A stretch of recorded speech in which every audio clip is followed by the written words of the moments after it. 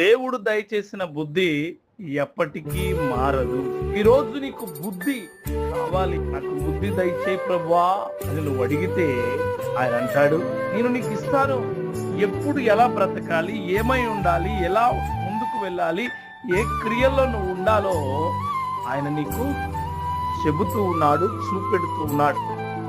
అందుకే దేవుణ్ణి తప్ప ఇంకే మనిషిని నువ్వు బుద్ధి దయచేయమని అడగమా, దేవుణ్ణి మాత్రమే అడుగు. ఆయన ఇచ్చిన బుద్ధి ఎప్పటికీ మారదు. అందుకే ఈరోజు నీకు దేవుడు చెబుతూ ఉన్నాడు, నీకు బుద్ధి దయచేస్తాను, సత్య మార్గము దయచేస్తాను, తయారు చేస్తాను, మోసకరమైన మార్గములు నిన్ను వెళ్ళనివ్వను, అద్భుతాలను ధ్యానించుకునే బుద్ధి నీకు దయచేస్తాను. నా సహోదరి ఈరోజు నీ జీవితం, నీకున్న ఆలోచనలు గాని, నీకున్న పరిస్థితులు గాని, నీకున్న క్రియలు గాని బుద్ధి దయచేయబడిన క్రియలుగా ఉండాలి.